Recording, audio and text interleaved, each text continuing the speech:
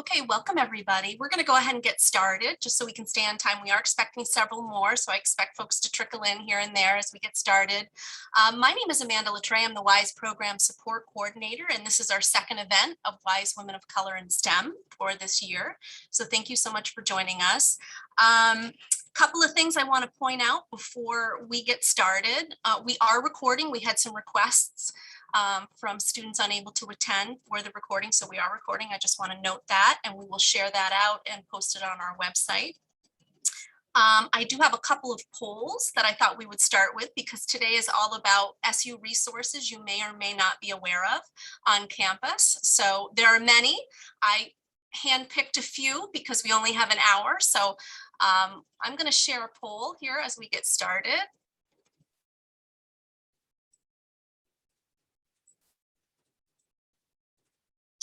So I'm just curious how many people have heard of these offices that we're going to hear from today.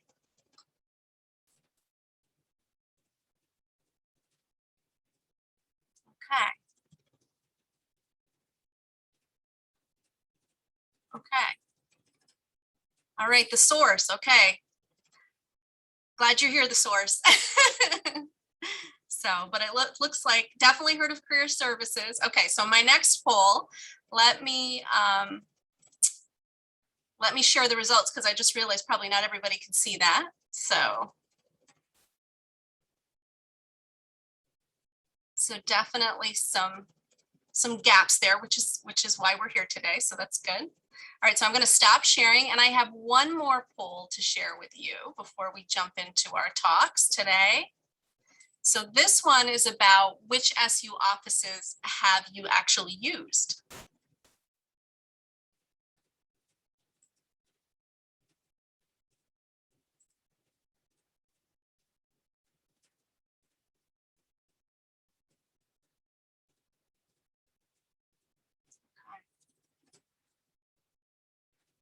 All right, I'm going to end the poll now and share the results. So also interesting and helpful, I think, for all of us to see. And I'm excited because I think you guys are going to learn a lot today about some really terrific offices on campus that can be very helpful to all of you. So, so I'm going to stop sharing that now. Okay. All right, so what I'm going to do is introduce our first speaker. This is Kate Mercer. She's a career exploration specialist with Career Services. She's definitely a friend of WISE, and we've had her with us for other programs. So thank you so much for coming back, Kate. So I'm going to pass it to you. Thank you, Amanda, and thank you to WISE for having me back. It's always exciting to talk to you all. It's a great group, and I'm really excited to be back. So as Amanda said, I am a career exploration specialist in career services. I'm going to use a little bit of my time just to talk about sort of how career services works at Syracuse because it is a little bit confusing. About a few years ago, we had a few schools and colleges had their own career services center, but generally most students would come to Central Career Services for any of their needs, whether it was a resume review or interview prep or job search strategies, things like that. Chancellor Severud got feedback that some students were hoping for a more targeted specific office for their schools and colleges. And so we decentralized. So at this point, all the schools and colleges do have their own career services team. Arts and sciences and Maxwell students have a little bit of a different case where your academic advisor wears a second hat as a career advisor. But everybody else, you do have a dedicated career services team.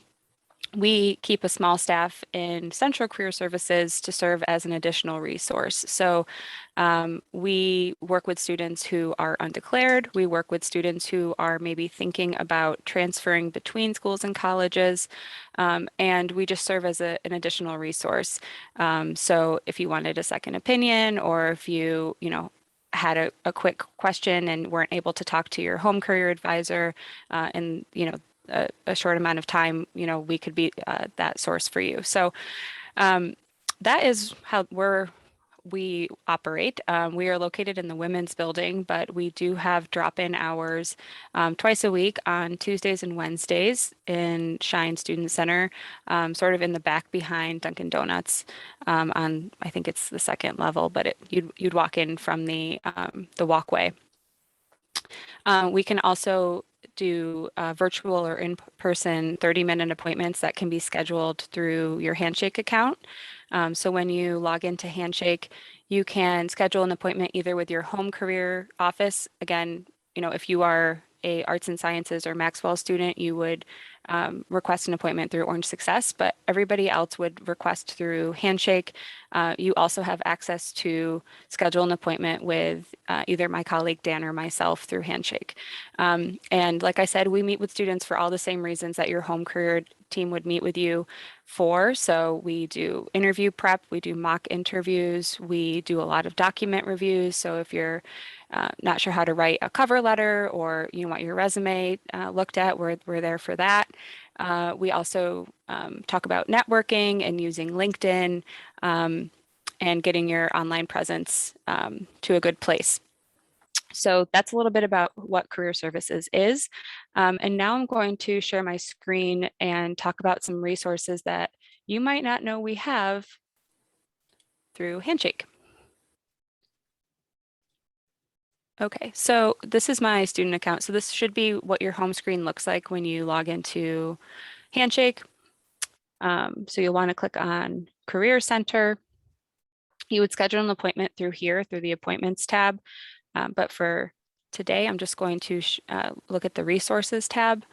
And all of these resources are free to you as a Syracuse student. So I'm just going to walk through these quickly. So the first is Vmock. This is a resume review tool that we have. It is an AI, so it's a software. You can either start from scratch or you can upload a pre-existing resume to Vmock, and within 10 seconds you will get a score between 0 and 100 on your resume. Everything will be in either like green, yellow, or red light and tell you sort of specific feedback on how to improve your resume. So it has feedback for your formatting, so to make sure that your bullet points are standard. It has feedback on the content, so making sure that you're using strong verbs to start your bullet points. It's a very, very helpful resource, especially if you're in a pinch. Obviously you want human eyes to look at your resume as well. But if you are, at a deadline and need to get your resume looked over quickly, Vmock will be really useful for you. You're able to upload up to 10 resumes each year. So you might have different versions of your resume based on what types of positions you're applying to. If you're looking at internships and research opportunities, you might have different versions of your resume. So using Vmock will allow you to upload multiple versions and get feedback on all of them. Big Interview is a resource that you can use, obviously, for interviewing, but also for sort of like the whole application process. So it has feedback on, resumes and cover letters, on following up on applications that you've submitted, but most importantly, on how to craft your answers for interviews. And since we're in sort of this still flux stage where a lot of interviews are virtual, Big Interview allows you to record yourself answering questions. Not everybody benefits from this. I know that if I were to use Big Interview to record myself, I wouldn't be objective in looking through my answers. But for some people, they can look back at their answer and see, oh, I'm saying like or too much, or I'm talking too quickly, or I kind of rambled there at the end. I'm going to polish this up and try again. They also give you sort of some psychology on why interviewers ask certain questions. So you'll be able to sort of decide how you want to craft your answer based on what an interviewer might be looking for when they ask a certain question. And then lastly, they talk you through how to answer behavioral interview questions, such as tell me about a time where you learned a difficult skill in a short amount of time, or tell me about a time where you learned or where something that you're most proud of. So Big Interview kind of walks you through making interview stories and telling them effectively and succinctly in an interview situation. LinkedIn Learning is is a tool that all Syracuse students and staff and faculty have. You can connect your LinkedIn, your personal LinkedIn with your Syracuse University NetID, and you'll have access to this tool, which is basically a video learning platform.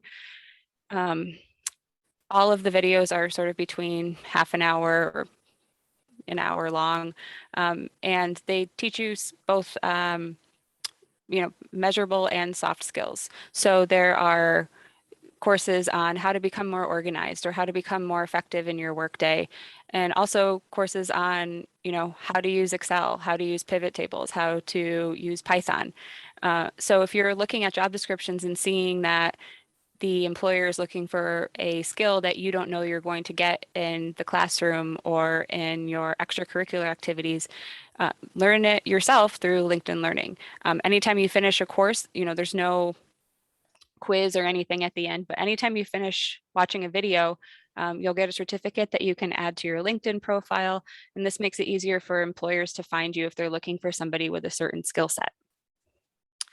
Going Global is a resource if you're looking to work abroad after you graduate or over the summer. We have sort of boots on the ground in each of the country guides that we have, which are career professionals who keep up-to-date information on industry trends and ways that you might want to craft your resume or cover letter based on, the country's sort of guidelines. They also have up-to-date job search engines that are both in English and in the native language of the country that you might be interested in working in. And then lastly, we have Vault, which is sort of, I think, my favorite untapped resource at Syracuse. Vault sort of made a name for itself as sort of the US News and World Report of businesses instead of colleges. So every year they come out with a list of the top companies within certain industries. They have guides for companies for post-grad jobs as well as internships, and you can see what it's like to work there. They have a day in the life tab. They have feedback from former interns and employers in terms of like what was like the good, the bad, and the ugly of working there. And then they also have a section where you can see sample interview questions. So previous interns can share the types of questions that they got, as well as the information that the interviewer might be looking for if you have an upcoming interview with that company. So anytime you're applying somewhere, I would take a look at their Vault page first, just to get some more background information on what it's like to work there and what you can expect if you do get an interview. So these are just some resources that are, available to you through your Handshake page. Obviously, we recommend that you come visit us and that you come visit your home career center as well. The more feedback that you get, the better when it comes to your job search, and everybody is, here to help you and make sure that you get to where you want to be when you graduate. Awesome. Thank you so much, Kate. I really appreciate it. Definitely some things I've heard from you before, but some new resources as well, I think. So definitely a refresher for me as well. So that was great. Any questions for Kate before we move on? In career services. I did put something, I'm going to pop this into the chat. I know we have some graduate students with us, and I just want to make sure that our graduate students are aware of the graduate school's professional and career development office, and Dr. Dan Olsen-Bang is director over there. He's done some programming for us, and he is more than happy to meet with students as well to do what Kate is talking about, reviewing job application materials, interviewing, negotiating skills, things like that. So I tried to highlight that in the chat for you if you're a graduate student. And please follow up with me if you have any questions, or feel free to contact Dr. Olsen-Bang directly. So, okay. Awesome. Thank you, Kate, so much. So let's move on to the Center for Fellowship and Scholarship Advising with Dr. Melissa Welshans. Hi, everyone. And I actually think I know a lot of the graduate students that are here. I'm like, oh, Elizabeth, Jasmine, hello.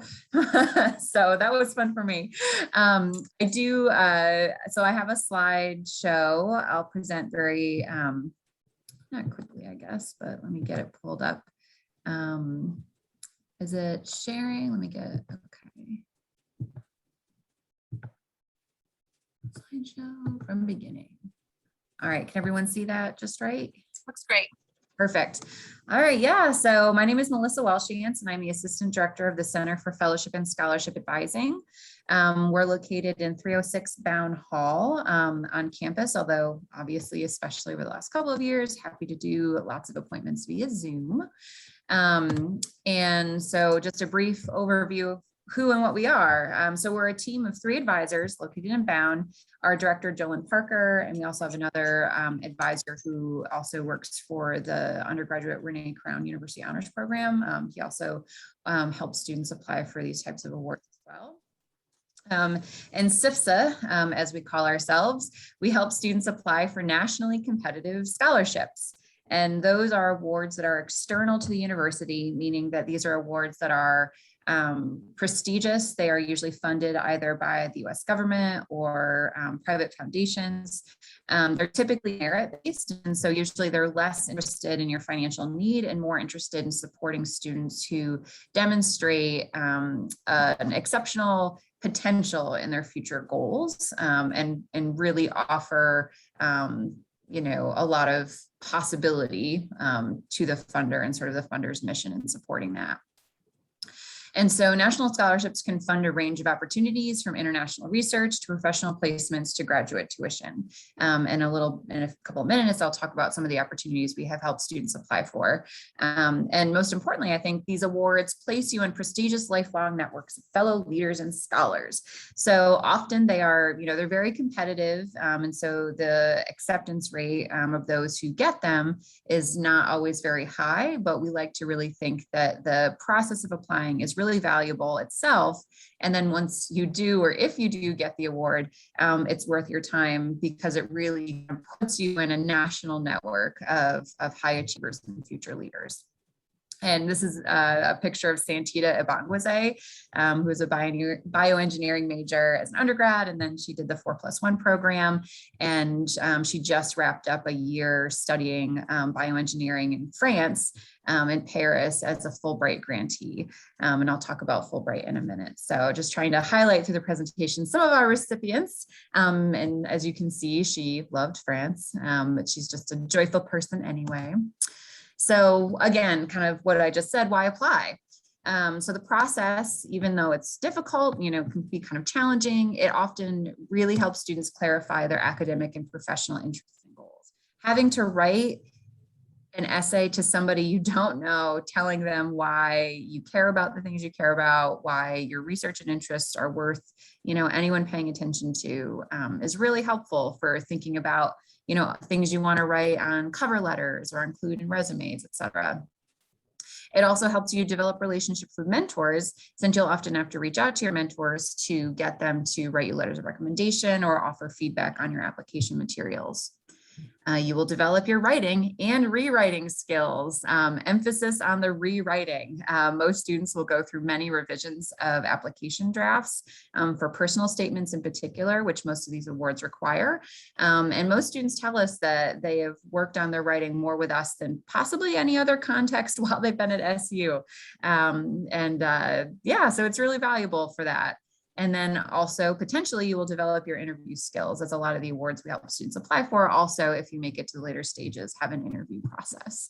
And just a fun picture here of Tajane Harris. She's 3rd from the left on the bottom row. This is her smiling pre-COVID with her cohort at the Public Policy Institute's summer program at Carnegie Mellon. So I've already alluded to this a little bit, but how does CFSA support applicants? We work with current students, both undergrads, grads, and then we also work with alumni. So until you say, been accepted into a graduate program elsewhere or earned a PhD, you can always come back to us and we can talk with you and help you apply for nationally competitive awards. Our goal is also to help that, pool of students and alumni identify opportunities that fit your interests and strengths. And then also help you make discerning decisions about application choices. I think a lot of students, especially when you're looking for funding, it's like, oh, I'll just apply to everything and then see what happens.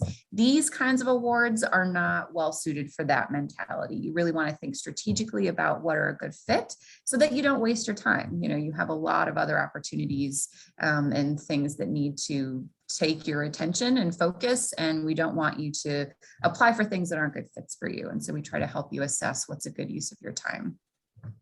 As I've already mentioned, we work closely with you to write and revise application materials. And then if needed, we prep for interviews if they're part of the application. So in many ways, we're kind of just a one-stop shop. If you're going to apply to a prestigious award, especially those that are on our website, we have a directory there that you can reference. We really will guide you from, identifying the opportunity through crafting the application, and then potentially other parts of the application that might be required if you're selected as a semifinalist, like interviews. And so briefly, I just want to introduce you to some of the fellowships and scholarship opportunities we help students apply for. All of these have a lot of detailed information that go along with them, including eligibility requirements, timelines, deadlines, et cetera. If any of them sort of strike your interest, I really encourage you to take a look at them on our website, get a greater sense of them, and then definitely schedule an appointment with me, and I can talk with you about any of them that you want to learn more about. And just another picture of a happy CFSA past recipient. This is Janeza Walker, who has since graduated, obviously, but when she was a first-year student, participated in Fulbright UK's Junior Summer Institute, and this is her at Harry Potter World. So sometimes it's not all research and business in these experiences. So I thought I would start with one that is pretty popular among STEM undergraduates in particular, which is the Research Experiences for Undergraduates program run by NSF.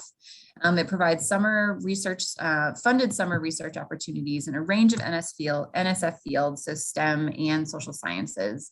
You receive mentorship from research leaders, as well as the opportunity to get hands-on lab experience and research experience in many hundreds of different sites funded by NSF across the country. So this is primarily limited to the US, although I think there are a couple that go overseas, and applications open about now. I think kind of through October and November, you can start looking for different research sites, and then most of the applications are due December and February. So if you are a junior or below and you're looking for research experience outside of SU to get this summer, NSF RUs are potentially a really good fit for that. As I mentioned, Santita, a recipient of the Fulbright US Student Program. And so Fulbright provides grants for individually designed study research projects or to teach English abroad to recent graduates. So you usually apply the beginning of your senior year to kind of line things up for right after you graduate, or you can apply for this particular program until you've really gained a lot of experience in your career or until you've earned a PhD. So we work with a lot of alumni as well to apply for Fulbright. You generally spend 1 year abroad. It's usually 10 to 12 months. And then we do have an internal deadline for this particular application. There's a national deadline in October, but our internal deadline is in September. And we work closely with students throughout the summer prior to that September deadline to help you put together your application materials, which for both kinds of programs include an essay that you have to write in addition to, some other things. Briefly, another one, if you're an undergraduate student who is planning on studying abroad and you're also a Pell Grant recipient, you may be eligible for the Benjamin Gilman Scholarship. And I think students who are students of color and students who are studying STEM are really attractive to this particular scholarship because they're really interested in diversifying who participates in study abroad programs, especially their students' backgrounds and majors. And so you might want to check this one out. And then another one, DAAD RISE. This is another summer funded program for STEM and social scientist students where you can go to Germany and do research in Germany for the summer. And you don't need any prior German language skills because most of the labs are completely in English. And so it can be a great way to gain international research experience. Another one is the Critical Language Scholarship. Again, a program that kind of takes you overseas. This one's specifically focused on language learning, where you can do an intensive language program, and it's open to both undergraduates and graduate students. And then let me see, yes, the last but not least one I wanted to highlight is the Fait Fellowship. So it's a Foreign Affairs IT Fellowship. It's funded by the U.S. Department of State. And if you think you want to go to grad school for IT, or are already enrolled in grad school for IT and are interested in a career in the Foreign Service doing special top secret things related to information management, then Foreign Affairs might be for you. So you might want to check that out. And so I know I went through all those pretty quickly and a lot quicker than can actually be super useful in just giving you a broad sense of the kinds of things we help students apply for. You probably noticed a couple general themes. A lot of them are funded by the US government. A lot of them are for summer research experiences. And we actually have an upcoming session where we're partnered with Syracuse's Office of Undergraduate Research and Creative Engagement, the source. We'll go into a little bit more detail specifically about summer STEM research opportunities, primarily focused on opportunities for undergraduates. And so you can register for that at this link, which I'll send to Amanda so she can send to, or somehow it will be communicated to you, I'm sure, the way you can sign up for things that are in this PowerPoint. So yeah, so that's what CFSA does, and we hope to work with you. And especially one last note for the graduate students. Like I said, I think a lot of the graduate students we're actually here I've worked with in the past, which is exciting and fun. One thing that we're really trying to help graduate students, especially those who have kind of gone beyond the first or second years of your programs, is to really make use of Pivot, which is a database, PIVOT, that the university pays for, that everybody has access to. And it's really just a clearinghouse for scholarships, grants, and fellowships to fund research. And it's used for faculty a lot, but there's a lot of graduate student opportunities as well, especially for students who are really in the throes of their research. So I'll chat the link to that as well. And then last but not least, NSF Grfp, the Graduate Research Fellowship Program, which many of you here have applied to before. We're in the middle of helping students apply for that as well. So if you are either a senior or a first or second year grad student in STEM who wants a long-term research career, you should also email me immediately to see if NSF GRFP is a good fit for you. All right, that's my spiel. Thank you so much, Melissa. A lot of wonderful information and opportunities there. A lot to take in. So thank you so much. And you said your website, if people are interested in kind of browsing what's available, you've got that information on your website. I will follow up with a follow-up email to this group with the recording and links to websites and things like that, so that everybody has contact information and websites in one spot. So I can certainly do that. One thing I've heard you talk about in the past, Melissa, is not, and I think you may have addressed this a bit, but I wanted to give you an opportunity to speak to it again. Not waiting, giving yourself plenty of time, given the rewriting and the, so Yes. maybe you want to speak to that a little, just encourage that again. Yes, and you're right. I didn't really highlight that so much in this presentation, but yes, the kind of going along with the very prestigious sort of competitive nature of these awards is that it does take a long time to put these applications together. Most of you have probably not applied to many prestigious national awards in the past, and they all really do have a particular kind of genre that really takes a bit of time to figure out and understand how to position yourself in writing as somebody that the funder wants to give money to. How do you convince somebody to invest in you and your future goals? So this is I've finished my second year, coming on my third year in this job. And I would say that most successful applications for literally anything we work on have no fewer than 4 revisions going back and forth. And that's probably almost on the lower end. Like, we definitely have a lot of students that do 5, 6, 7, etc. You will be exhausted and tired of revising by the end, but that's usually a good sign that you're doing it right. So yeah, so it just takes time. And I would say 8 weeks ahead of when you want to apply for the opportunity is at least good to reach out to us to see if we could be helpful. And then after that, we usually set up a timeline with you to figure out when to exchange drafts. So yeah, and I think, it's intimidating thinking about giving all that time to something that's not a guarantee. You're busy, you have lots of other opportunities, you have lots of other things that you're working on.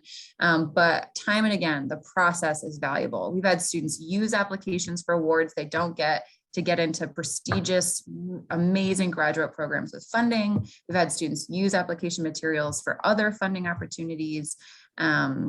Just figure out what you want to do with your life also can be helpful in these awards. So start early, and we think it's valuable doing so. Thanks, Amanda, for giving me the chance to emphasize that point. No problem. I've heard you talk about that before. And of course, I squeezed your talk today into 10 minutes. So I just thought I would highlight that because I know that's really important. It's not something you want to rush. So thank you so much. Thank you. I do want to just give folks a chance to ask any questions because I haven't done that yet. You can pop anything into the chat. You can unmute yourself if anyone has any questions for Melissa.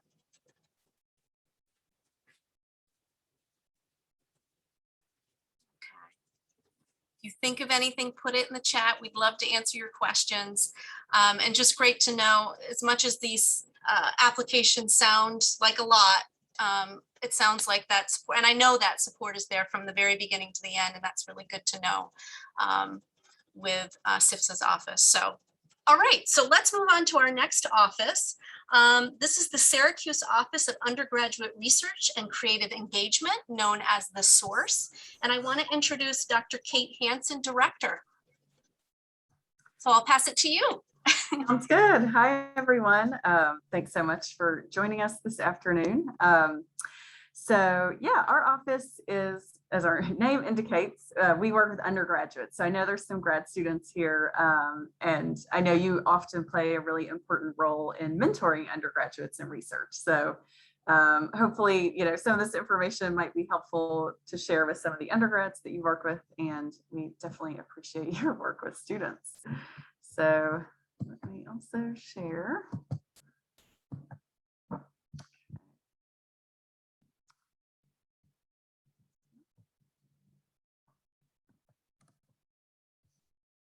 Okay, so the Source office, we're a relatively new office, about 3 years old, and we work with students essentially to get involved in research at any phase. So whether, what is research and how do I get started, to I've been involved in a research project for 2 years and am interested in presenting at a conference. How do I do that? So it's a real range of sort of where students are in their journey for participating in undergrad research.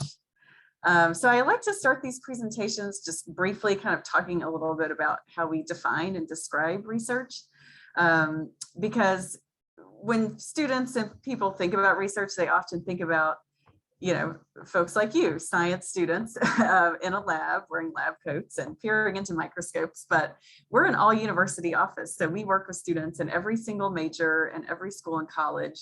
And the research process looks really different for students, in the theater program, to architecture, to history, to, something like bioengineering. So we work with a really expansive sort of definition of what research and creative work can be. But there is sort of a uniting spirit behind research. And I would say basically it's asking questions. So, it's a child is doing research all the time because children ask a ton of questions. So research is basically driven by a curiosity about something, about a question, about a problem, about an issue, a trend, a pattern. So it's, sort of asking a set of questions and then trying to answer those questions with some kind of evidence, right? And it's also, taking your questions and looking at how other people have tried to answer them. So within the existing scholarship, scientific data, creative traditions, right? So looking at how other people have tried to answer maybe similar questions, formulating your own responses to the questions. And sort of by doing so, you're participating in the creation of new knowledge, which is really exciting, right? It's an exciting moment.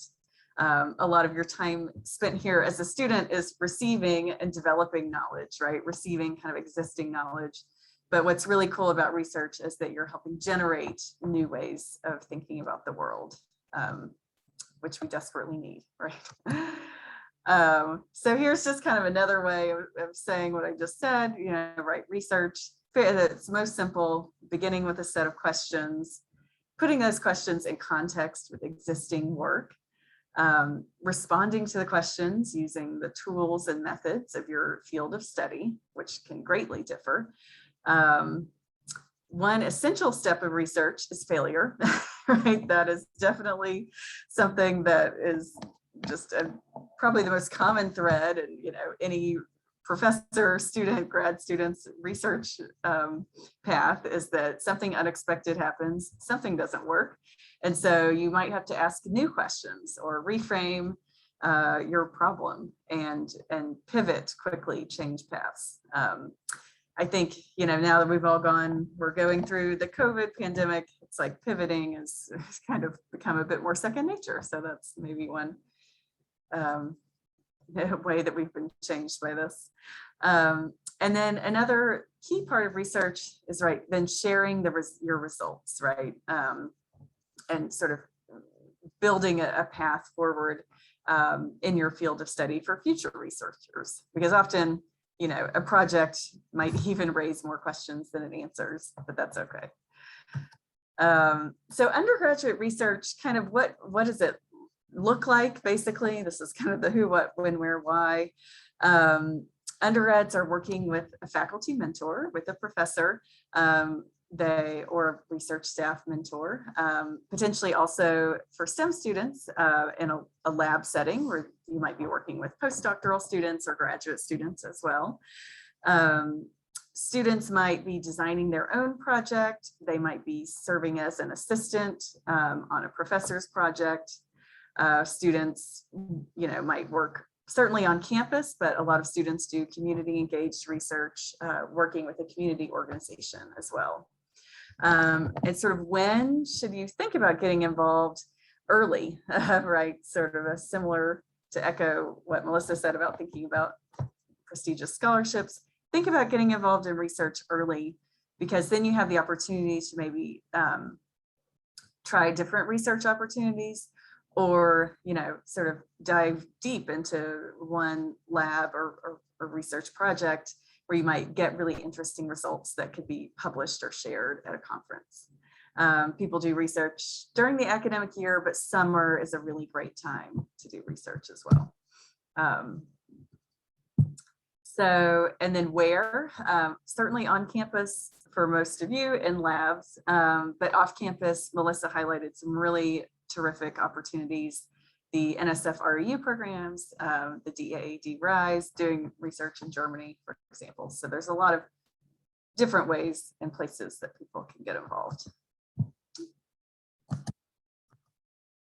So the why. I argue that no matter what your goal is, or even if you don't know what your goal is, research is a really valuable experience. So if you're interested in grad school, you should be doing research. But if you're not sure about grad school, give research a try and see if it's something that you enjoy and find interesting. If you're headed to industry, research experience is super valuable. There's a lot of research-based industry positions, and it's really great. It looks really good for those sorts of jobs. So another, I think, important answer to the why is the second point here, which is developing a strong relationship with a faculty mentor. This person often becomes a real champion for you, helping you find opportunities, internships, fellowships, helping support you through letters of recommendation for these opportunities. And it's just, a really cool thing to develop a sort of, academic and, relationship with a professor outside of the classroom where they can really see you grow. It also improves, of course, problem solving, creative thinking skills, develop skills you can use no matter where you're headed, and is interesting, hopefully. Yeah. So what does the source do? We're an all-campus, like I said, sort of hub for student and faculty support.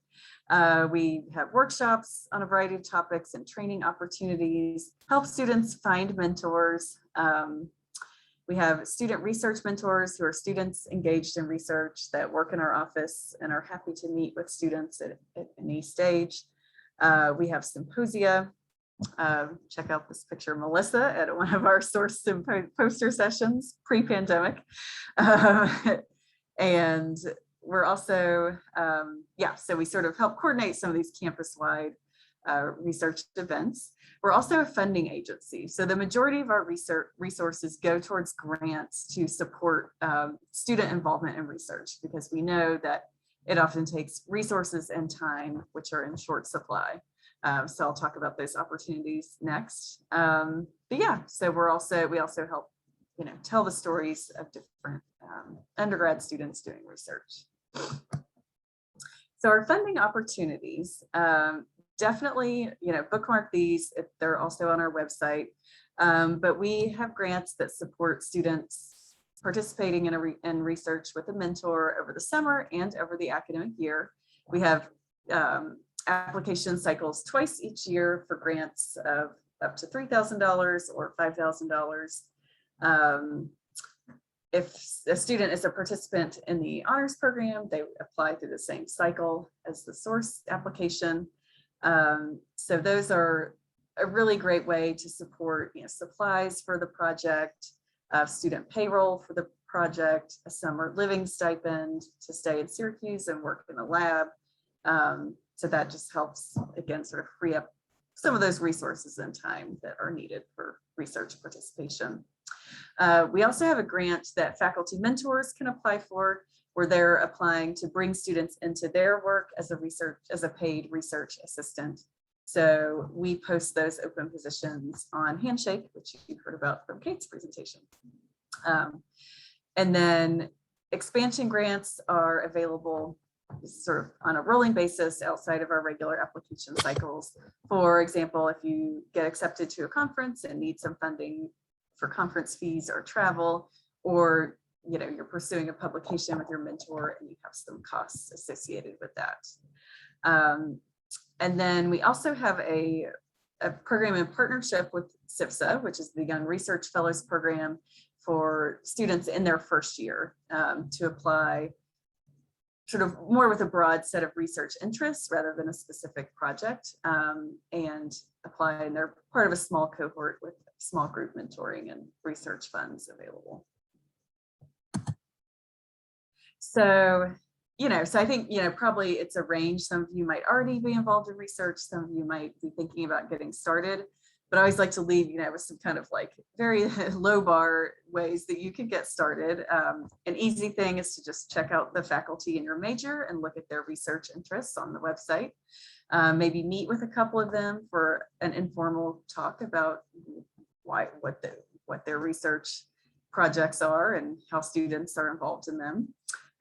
Make sure that your, that LinkedIn profile and resume are updated, because should you be meeting with a professor and they're like, hey, do you want to get involved in, in my lab? Just send me your resume. You've got it ready to go. Meet with some students doing research in your area. We've got the library has some really great online resources, the SAGE research methods to explore different kinds of research methods. And you should certainly sign up for the source newsletter. So registering with us, this first link puts you on our newsletter list, and it would be terrific to meet with one of the student mentors. And our office is located in Bird Library. We're on the second floor in a glass cube. So please stop by anytime. And we have rather frequent workshops, events, and our contact information is below. So any questions?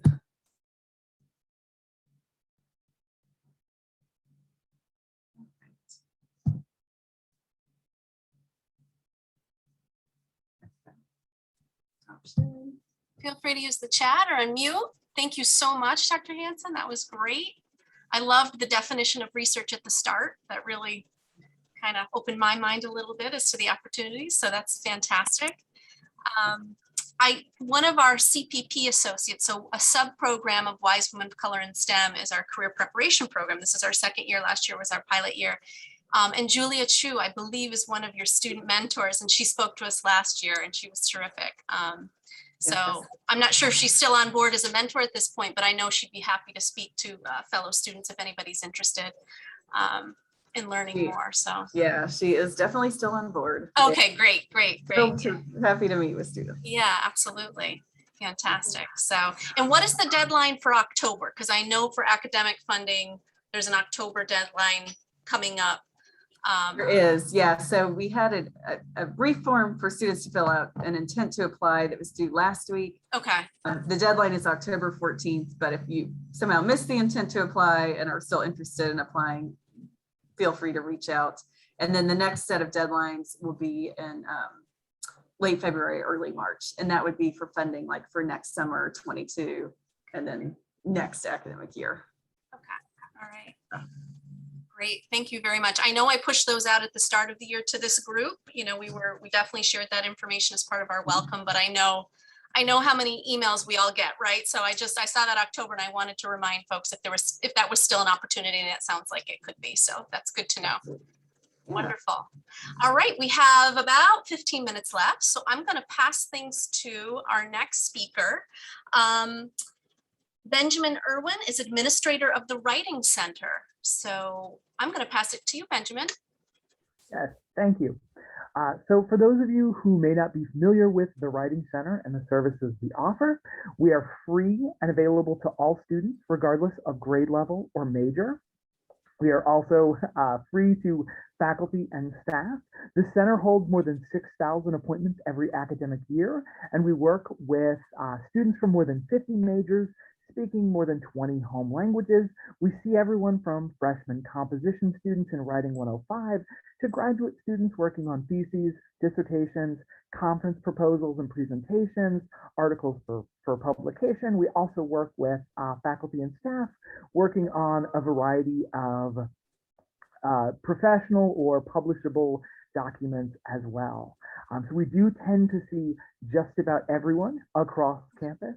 And the first thing that I tend to tell students about the Writing Center is that any kind of writing that you are doing in any capacity, whether it's for class or personal documents, pieces for publication, professional documents like resumes, cover letters, applications of various kinds, if it involves writing in any way whatsoever, it is fair game in the Writing Center, and chances are consultants are meeting with students on those kinds of documents.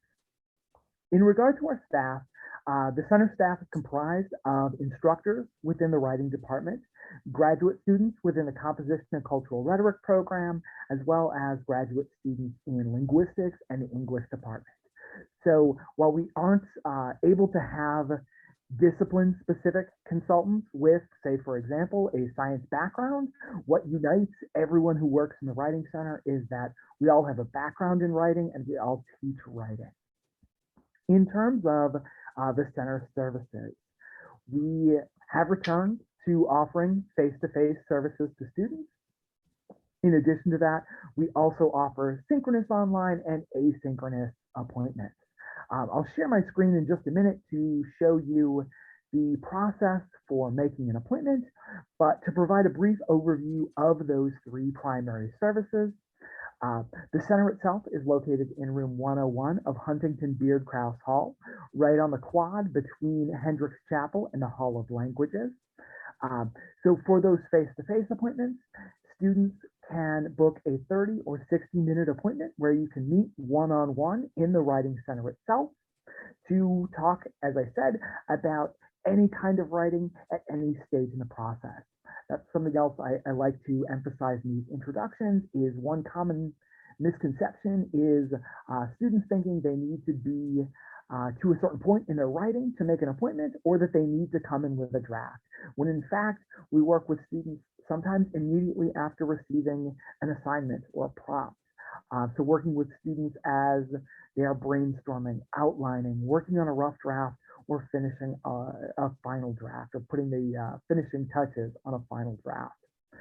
Our consultants aren't proofreaders or copy editors. Instead, we see writing as much more collaborative. So consultants are working with you to not only improve a given piece of writing, but with the larger goal of helping students become more rhetorically aware, better critical thinkers, and better writers who are capable of adapting to a wider range of genres and writing situations. So we have those face-to-face appointments. We also offer synchronous online appointments where, similar to a face-to-face session, you can meet in real time using the audio and video capabilities built into our scheduling software, but you can do so from the comfort of anywhere that has a reliable internet access. We also offer asynchronous appointments where for shorter text, a maximum of 5 double-spaced pages, you can send in your draft to a consultant and receive the kind of formative feedback that you might receive from an instructor.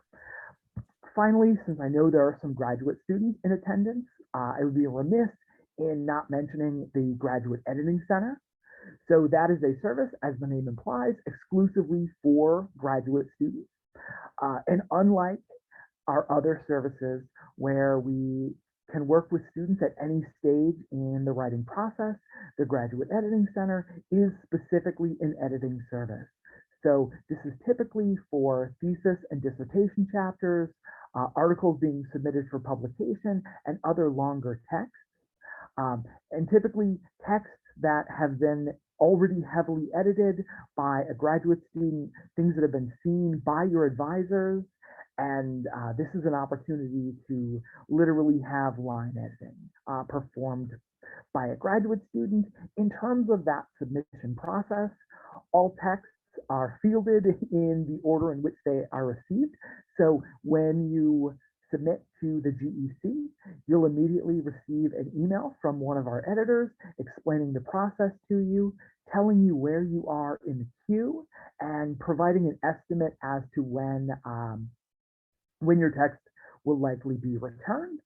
I'll also emphasize that if you're working on a thesis or dissertation and would like an editor to review chapters, you have to submit one chapter at a time. You can't simply submit your entire dissertation or thesis all at once.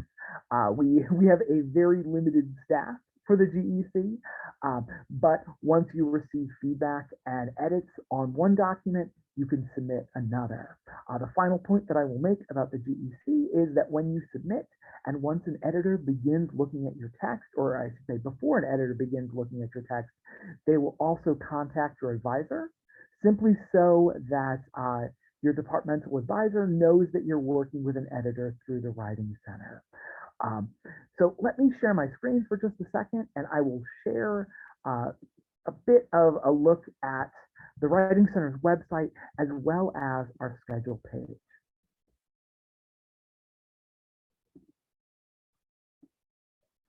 So what you see here is the Writing Center's main page, or homepage rather. wc.syr.edu is the easiest way to find the Writing Center site. If you click on this large orange link that says appointments, you will be automatically taken to our schedule page. All of our appointments are, and scheduling is handled through this page. If you've never been to the Writing Center before, there's a link at the top of the page where you can create an account. This allows you to log in and access all of our services. Unfortunately, because we use third-party software, you have to create a separate account and can't simply log in the way that you would to MySlice or Blackboard, but this allows us greater flexibility in the ways in which we serve students. Once you log in, you'll be immediately taken to our face-to-face schedule, as that's the default. If we scroll down the page here, these dark blue slots are appointments that other students have been booked. White slots on the schedule are available appointments. If you click on one of those available slots to book an appointment, you'll see information regarding date, time, the consultant's bio and background information. You'll also be given the option to enter course and instructor information, as well as a description of what you want to focus on during your session. You can also attach files to that session so that when you're meeting with a consultant, they have access to your text as well. Given that the Writing Center is still socially distancing while we're working with students in person, it's particularly helpful for both the student and the consultant oftentimes to have access to a draft. Once you click create appointments, and just to show you, you will always be easy to find on the Writing Center schedule because you will appear in bright Syracuse orange. So if you've ever forgotten when or with whom you've made an appointment, you can simply scroll down that page and see yourself in bright orange. I'm going to quickly take myself off of the schedule so I'm not using up space for a student. As I said, when you log in, you'll be taken to the face-to-face page. But if you want to access the center's other schedules and services, you simply click on this drop-down menu and you can select the asynchronous schedule or the synchronous online schedule. Let me stop sharing my screen for a second. I realize I ran through that rather quickly in the interest of time and timeliness, but that is a general overview of where the Writing Center is, who works in the center, and the various services we offer. I'll also put my email address as well as the center's website in the chat here, so you all have access to that as well.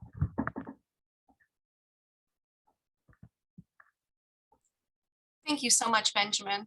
What a fantastic resource, and I really appreciate you walking us through exactly how to sign up. And I was unaware of the Graduate Editing Center, if I'm saying that correctly. So that's an excellent resource. And the other thing I learned was the staff support. We support WISE postdocs. The postdocs are considered staff. That's of course outside of this group, but just good to know that you support all of our different wonderful community members here as part of WISE. So thank you for all of that. Does anyone have any questions for Benjamin before we move on? And again, I will put all of this into a follow-up email so that you have all of these links and contacts. Okay. We did well. We have 2 minutes to go. Thank you, Benjamin. I know you went a little faster maybe than you had planned to, but I appreciate you keeping us on time. This has been a really informative session. I myself have learned a lot, so I hope all of you have as well. I did put the evaluation link into the chat. We always appreciate your feedback. It's an anonymous survey. Please take a couple of minutes to complete that. We would appreciate it. A couple of other things. Ellen Connick, our graduate program assistant, reminded me we have several t-shirts waiting for folks in our lounge that need to be picked up. So if you've not picked up your WISE Women of Color in STEM t-shirt, please stop by link hall 267 to get your t-shirt. And if you have no idea what I'm talking about and you would like a t-shirt, pop your name in the chat and we will get an email to you with the form. So we're happy to, we have lots of t-shirts and that goes for our speakers as well. We're happy to get you a t-shirt as well, of course. So yes, and the only other thing I'm going to mention is that we do have an event next week. We have a social hour on Wednesday evening at Citrus on the Hill. I'm keeping that a smaller group, so unfortunately I have to limit the number just for safety reasons, but it's going to be a fun event. Appetizers and some trivia and some prizes just to get us together and networking. So I'll send that more information out soon. I'll send a reminder soon, but if you haven't signed up for that yet, you may want to. So we look forward to seeing you next week. All right. Thank you again so much for attending today. Thank you, speakers, so much. Really appreciate your time. I think this was very informative. So everybody have a great day. Thank you.